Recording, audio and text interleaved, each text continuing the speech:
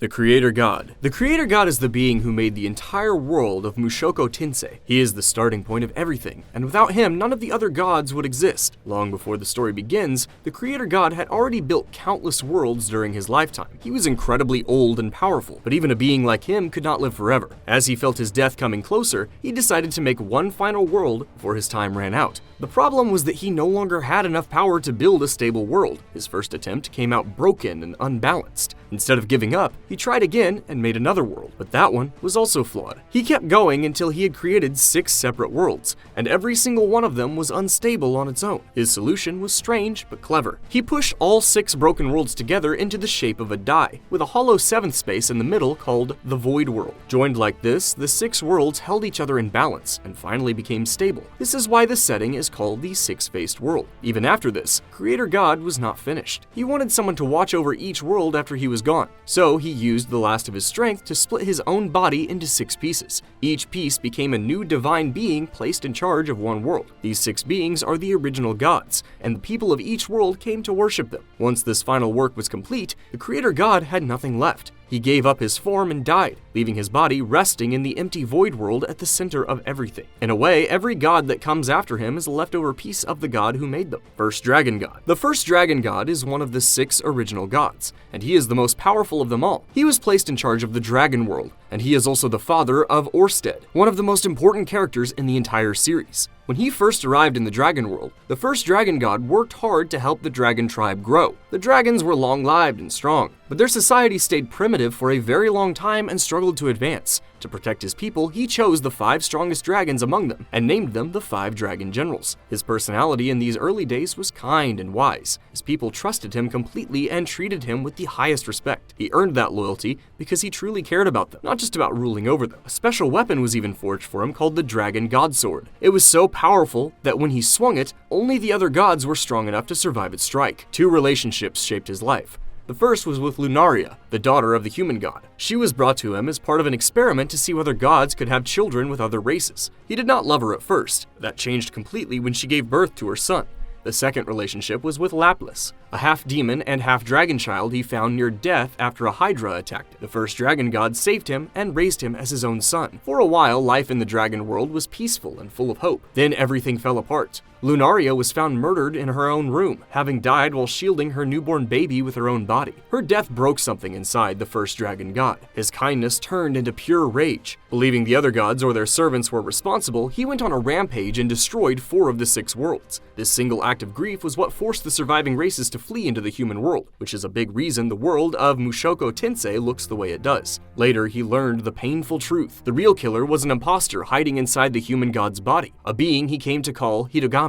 Knowing his own death was now unavoidable, he made his final plans. He sealed Hitogami inside the Void World so the enemy could not act freely. Then he placed a secret technique on his own son Orsted that would send him through time and again until he finally won. In a way, the first dragon god turned his own child into a weapon aimed at the future. In terms of raw strength, he was even stronger than Orsted, who is already called one of the strongest beings alive. That comparison alone tells you just how dangerous the first dragon god really was, and how much power was lost when grief pushed him to destroy so much of his own world. First Demon God. The first Demon God is another of the 6 original gods, created from the body of the Creator God. He was given control of the demon world and stood as one of the strongest divine beings in the 6-faced world. In terms of raw power, he is often described as the 2nd most powerful god, sitting just below the first dragon god. His appearance matched his fearsome reputation. He was a towering figure, standing over 3 meters tall, with 8 arms and 6 horns. Not much detailed story is known about him compared to the bigger names in the series. His biggest importance comes from his family line. He is the father of Kishirika Kishirisu, famous demon empress, through his partner, the demon empress Kishirika. Because of this, the powerful bloodline connected to the demon world traces back to him, the original human god. The original human god was one of the 6 gods created by the Creator God,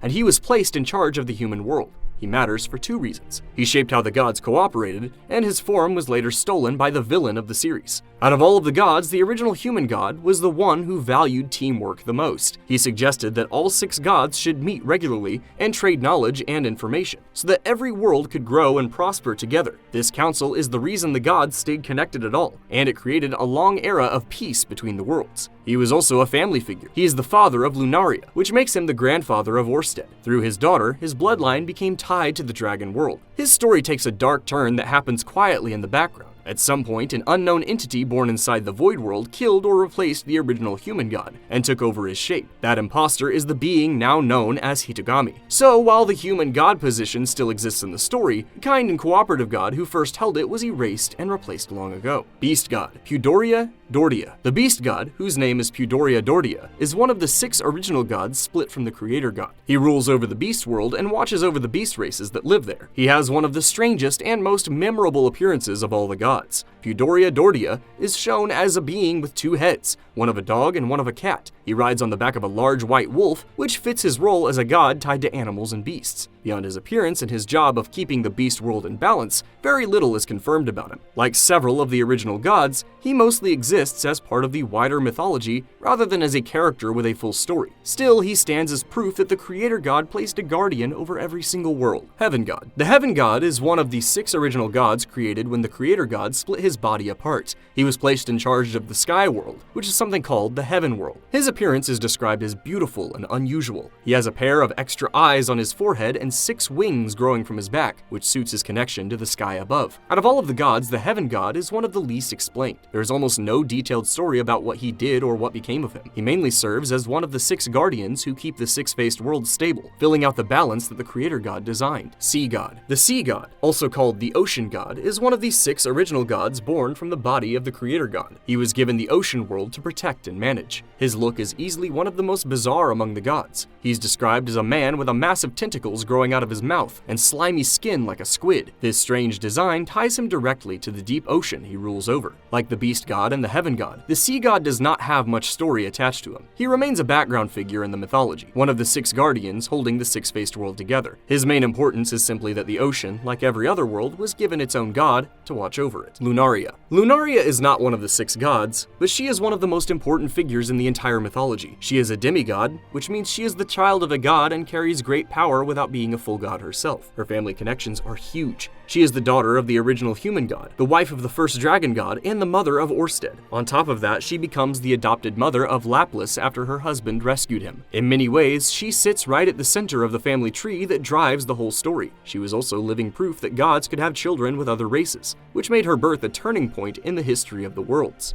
What made Lunaria special was not power, but presence. She was loved by nearly everyone who met her. She had an almost magical ability to make people around her feel calm, safe, and at peace, and she treated everyone like family. Even the Demon Empress counted her as a close friend, which helped keep the peace between the dragon world and the demon world. For a time, she was the heart of a peaceful era. The worlds were getting along, conflict was fading, and her marriage had brought the dragon world real happiness. Then came the day that changed everything. Lunaria was found dead in a pool of her own blood in the middle of her room. She had died curled up in a protective position, shielding her newborn son Orsted with her own body until the very end. The real target of the attack was baby Orsted, and the killer was Hitogami. Lunaria gave her life so that her child could live. Her murder was the single event that set the tragedy of the series in motion. It drove the first dragon god insane with grief and rage, leading him to destroy 4 of the 6 worlds. Everything that follows, including the long war between Orsted and Hitogami, grows out of the day Lunaria died protecting her son. Kishirika Kishirisu. Kishirika Kishirisu is one of the most fun and recognizable godlike figures in Mushoku Tensei. She is a demigod, the daughter of the first dragon god and the demon empress Kirisis Callisis, and she goes by many grand titles including the Great Demon Emperor, the Immortal Demon Empress, and the Demon Empress of Demon Eyes. Despite all those titles, she does not look impressive at first glance. She appears as a small girl with a thin body, pale skin, wavy purple hair, and goat-like horns on her head. Her eyes can spin and change color depending on which power she is using. For most of the story, she wanders around broke and starving, acting more like a beggar than an empress. Her real strength comes from her demon eyes. She carries 12 different types of these magic eyes inside her body, and each one gives a unique ability. The mana eye lets the user see the flow of magic power directly. The identification eye reveals hidden details about wherever it looks at. The Eye of Foresight, which is the one she famously gives to Rudius, lets the user see about 1 second into the future. In a world where fighters move incredibly fast, that single second is a massive advantage. Her most famous trait is that she can give these eyes to other people. She does exactly that for Rudius, the main character, as a thank you after he saves her from starving in an alley. Interestingly, the author has described this eye-giving power as a kind of curse rather than a normal ability, similar to the strange curses carried by other characters in the series. She is also truly immortal. If she is killed, she simply comes back to life later, though her body resets to a child form and slowly ages back up over hundreds of years. Because of how careless and thoughtless she is, she actually dies fairly often, which is a big reason she is stuck looking like a little girl for so much of the story. Her past is far more serious than her silly personality suggests. She did not just fight in one war between humans and demons, she led the demon side across two of them. Her signature move was turning the eyes of her whole army into magic eyes, which gave her forces a frightening edge.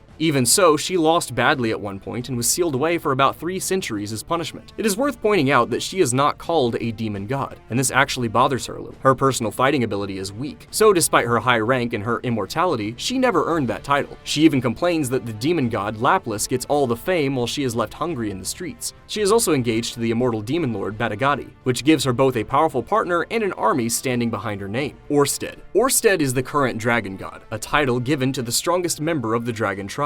He is the son of the first dragon god and Lunaria, which means he carries both god blood and demigod blood, and he becomes one of the most powerful and important characters in the whole story. In appearance, he looks a lot like other members of the dragon race, such as Perugius. He has silver hair and sharp golden eyes with an intense, overpowering stare, and he wears a white coat lined with fur. He carries no visible weapons, mostly because he does not need them. His life was cursed before it even began. Orsted was born with a curse that makes every living being in the world instinctively hate and fear him. Just being near him can make children cry, dogs run away, and carriages tip over. Because of this, he grew up completely isolated, has poor social skills, and comes across as cold and distant. A few people are immune to the curse, including those with ancient dragon blood, and most importantly Rudius and his descendants, which is a big part of why those two end up connected. People often say Orsted has 3 curses, but he really only has 1. The other 2 come from the technique his father used on him. The first is being hated by every living thing. The second is being invisible to Hitogami's future sight, which is actually the effect that lets him reset time whenever he fails. The third is being unable to fight at full power, because that same technique makes his mana recover painfully slowly.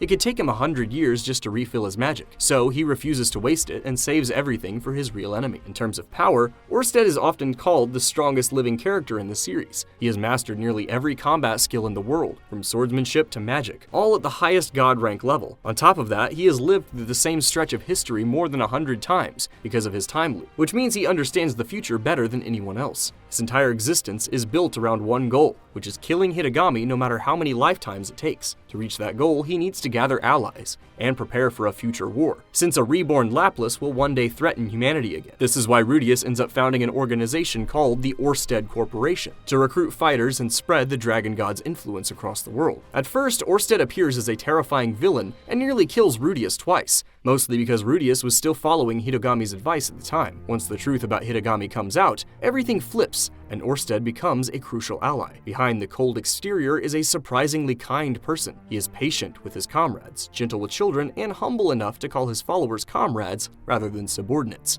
His long, lonely war against Hitogami is still unfinished by the time the main story ends. Hitogami. Hitogami, also called the man god or human god, is the main villain of Mushoku Tensei and the sworn enemy of Orsted. He is quietly one of the most dangerous beings in the entire series, not because of his strength in battle, but because of how easily he can manipulate people. The truth about Hitogami is that he is a fake. He is not the real human god at all. After the creator god died, an unknown entity was born inside the empty void world at the center of the world. At some point, this entity killed or replaced the original human god and started wearing his shape. He then took the name Hitogami, which was the name the first dragon god used for him. He is not a proper god made by the creator, but he still holds divine power equal to a real god. He is also considered the physically oldest being in the entire series. His appearance is hard to describe on purpose. He looks like a plain white humanoid figure with a face that seems covered in a blurry mosaic, along with a grin that people struggle to remember afterward. He acts friendly, calm, and casual, which makes him easy to trust and hard to suspect. The way Hitogami fights is through other people. He can see many possible futures, and he uses that knowledge to give advice to people he calls his apostles. His favorite trick is to guide someone with helpful predictions until they trust him completely, then push them toward destroying the very thing they love the most. He enjoys their despair, and he throws tantrums like a sore loser when his plans fall apart. He is responsible for many of the worst events in history. He tricked the first dragon god into destroying the other worlds,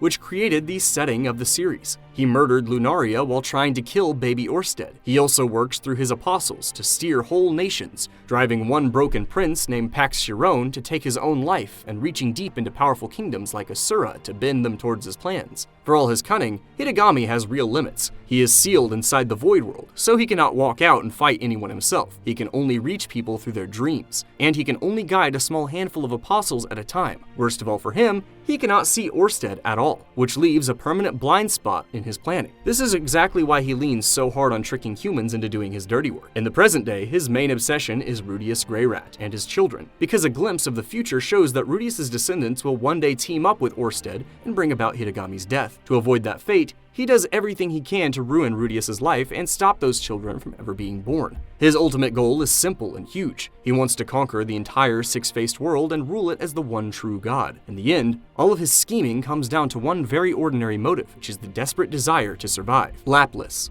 Laplace is one of the most important and mysterious figures in the whole series. He is known as the demon god, and he serves as the overarching threat hanging over the world long after the current story. His life began in tragedy and loneliness before he ever became a legend. Laplace was born as a rare mix of demon and dragon blood. As a child, he lived alone in a corner of the demon world, a land full of death and monsters, surviving purely on instinct. After watching a family of beasts play together, he felt a deep loneliness and went searching for others like him. Everywhere he went, people saw him as a monster and drove him away. Eventually, a hydra nearly killed him. His life changed when the first dragon god found him dying and chose to save him. He was brought to the dragon world and raised as a son, welcomed by both the first dragon god and Lunaria. He came to love Lunaria like a real mother and stayed fiercely loyal to the family that finally accepted him. He is often shown with soft eyes and emerald green hair. After the deaths of Lunaria and the first dragon god, Laplace took up their mission. His job was to prepare the skills, magic, and knowledge that Orsted would need to defeat Hitogami one day. Over time, he also grew into a terrifying power in his own right, which is why he is remembered as the demon god. About 500 years before the main story, Laplace led a massive army of demons in an attempt to wipe out the human race. This became one of the largest wars in the history of the world. He was finally stopped and sealed away by a group of legendary warriors known as the Seven Great Heroes, which included Perugius. Laplace also left a mark on the bloodlines of the world, something fans call the Laplace factor. People who carry it are born with unusual traits linked to them, such as bright green hair, a huge pool of mana, or even natural demon eyes. Rudius's wife, Sylphiette, is one famous example, born with green hair and enormous magic power because of this inherited factor. In a strange way, small pieces of Laplace live on in ordinary people long after he was sealed. There is one more twist that makes him even more dangerous. During a battle with Badigadi, who wielded the fighting god armor, Laplace was split into two separate beings, the demon god and the technique god. On top of that, Laplace tied himself to reincarnation, and he is destined to be reborn at some unknown point in the future.